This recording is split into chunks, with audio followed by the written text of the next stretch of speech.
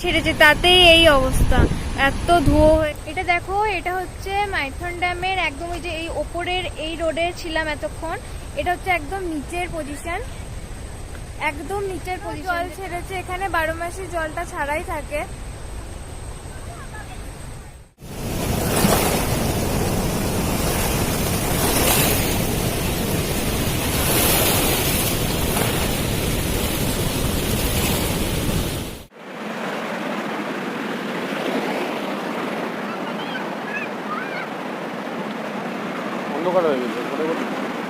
আমাদের এখানে আসতে প্রচন্ড সন্ধে হয়ে গেছে। কটা বাজে এখন? 6:30 বাজছে, ওই জন্য একটু অন্ধকার হয়ে গেছে।